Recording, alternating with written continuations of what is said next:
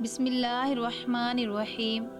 3 قسم کی عورتوں پر روزہ رکھنا جائز نہیں۔ ناظرین، یہاں 3 عورتیں کسی بھی حال میں روزے کے مہینے میں روزے نہیں رکھ سکتی ہیں۔ اگر ان میں سے کسی عورت نے روزہ رکھ لیا تو یاد رکھیں ایسی عورت کا روزہ کبھی نہیں ہوگا۔ ایسی عورت کو اللہ تعالیٰ کی طرف سے سخت عذاب ہوگا۔ ناظرین، روزے کی فرضیت کی 3 شرائط ہیں۔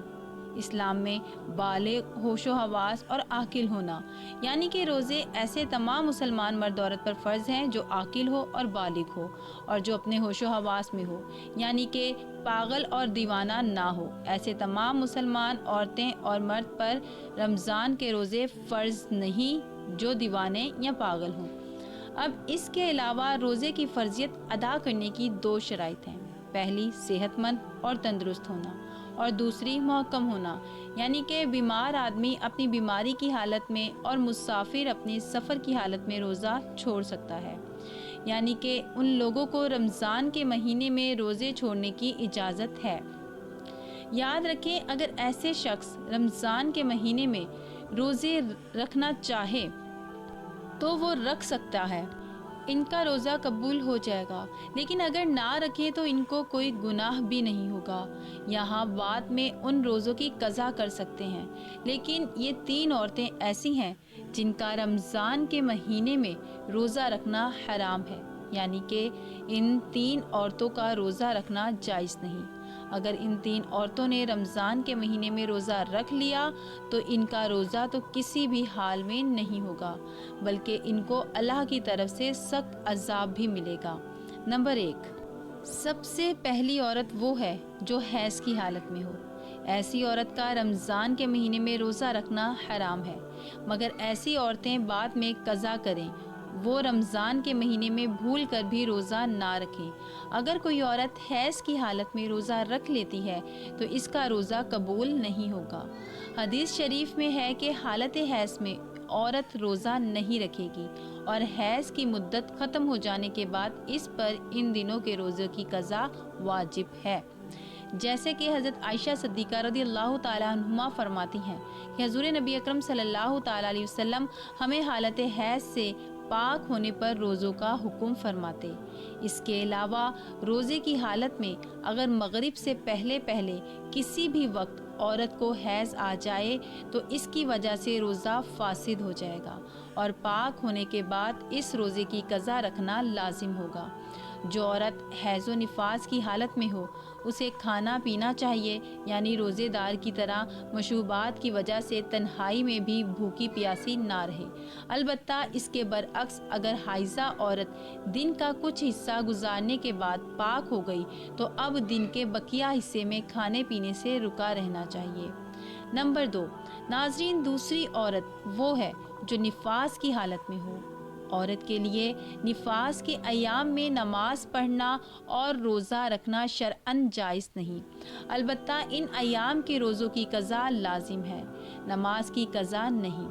نفاس کتنے دن تک شمار ہوگا اور نماز روزے کی کب قضا لازم ہے، اس سلسلے میں تفصیل درج ذیل ہے۔ اگر کسی خاتون کے ہاں پہلی ولادت ہو اور نفاس کا خون 40 دن مکمل ہونے پر بھی بند نہ ہو تو اس صورت میں 40 دن تو نفاس کے شمار ہوں گے اور اس سے زائد ایام استحاضے کے شمار ہوں گے۔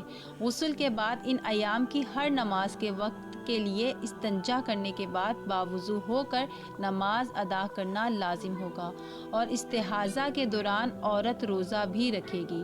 اور اگر نفاس کا خون 40 دن سے بڑھ جائے اور اس عورت کے ہاں پہلے بھی بچے کی ولادت ہوئی ہے تو اس صورت میں اس سے پہلے بچے کی پیدائش کے موقع پر جتنے دن خون آنے کی عادت ہے اتنے دن کا خون نفاس شمار ہوگا اور باقی بیماری کا خون شمار ہوگا۔ ان باقی دنوں میں رہ گئی نمازوں کی بھی قضا کرنی ہوگی، اور روزے جو چھوٹ گئے ہیں وہ بھی رکھنے ہوں گے۔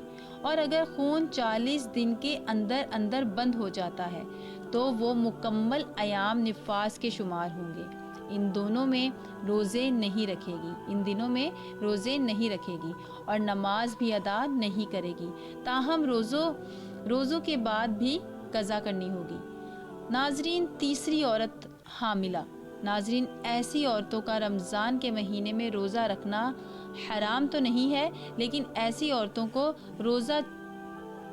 روزہ چھوڑنے کی اجازت ہے، یعنی کہ حمل والی اور اپنے بچوں کو دودھ پلانے والی عورتوں کو اگر اپنے روزے کی وجہ سے اپنی یا اپنے بچے کی جان جانے کا خطرہ ہو تو ایسی عورتوں کو اجازت ہے کہ وہ روزہ نہ رکھے۔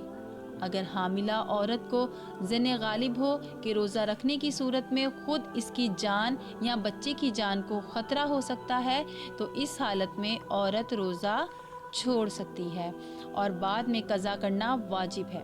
لیکن اگر شوہر مالدار ہے، کوئی دودھ پلانے والی عورت رکھ سکتا ہے تو دودھ پلانے کی وجہ سے ماں کو روزہ چھوڑنا درست نہیں۔ البتہ اگر وہ بچہ ایسا ہے کہ سوائے اپنی ماں کے کسی کا دودھ نہیں پیتا ہے تو ایسے وقت میں ماں کو روزہ رکھنا درست ہے اور بعد میں قضا کر لے۔ سیدنا انس بن مالک رضی اللہ تعالی عنہ بیان کرتے ہیں کہ نبی اکرم صلی اللہ تعالی علیہ وسلم نے فرمایا، اللہ نے مسافر کو روزہ اور نماز کو نفس معاف کر دیا، اسی طرح حاملہ اور دودھ پلانے والی کو بھی۔ سیدنا عبداللہ بن عمر رضی اللہ تعالی عنہما سے حاملہ کے بارے میں پوچھا گیا جسے اپنے بچے کے نقصان کا خطرہ ہے، فرمایا وہ روزہ چھوڑ دے، اس کے بدلے میں ایک مسکین کو تقریباً نصف کلوگرام گندم دے دے۔ ناظرین، اب آپ کو بتاتے ہیں کہ ایسی کون سی عورتیں ہیں جن کو رمضان کے مہینے میں روزے چھوڑنے کی اجازت ہے۔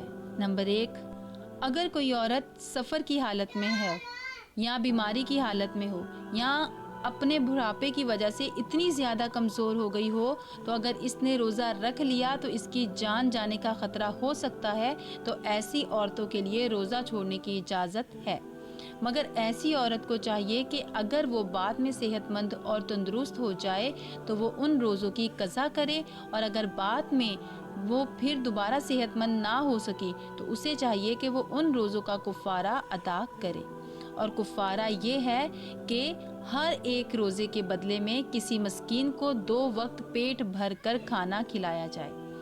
نمبر 2، اگر کسی عورت کو روزے کی حالت میں سانپ نے ڈھس لیا، اس کی جان جانے کا خطرہ بن گیا ہو، تو ایسی عورتوں کو بھی حکم ہے کہ وہ اپنے اس روزے کو توڑ سکتی ہے، اس کو کوئی گناہ نہیں ہوگا، لیکن بعد میں جب وہ صحیح ہو جائے تو اس روزے کی قضا بھی اسے کرنی ہوگی۔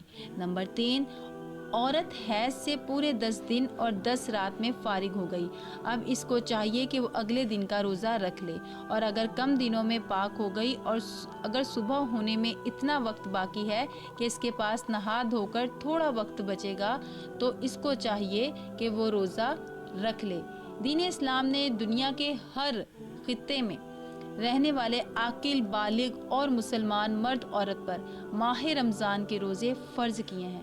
قرآن حکیم میں ارشاد ہوتا ہے، رمضان کا مہینہ جس میں قرآن اتارا گیا، جو لوگوں کے لیے ہدایت ہے اور جس میں رہنمائی کرنے والی اور حق و باطل میں امتیاز کرنے والی واضح نشانیاں ہیں، بس تم میں سے جو کوئی اس مہینے کو پالے تو وہ اس کے روزے ضرور رکھے۔ عدم ادائیگی قابل تعزیز ہے، لیکن اسلام چونکہ بطور دین سہل عمل ہے، اس لیے اس میں جبر نہیں،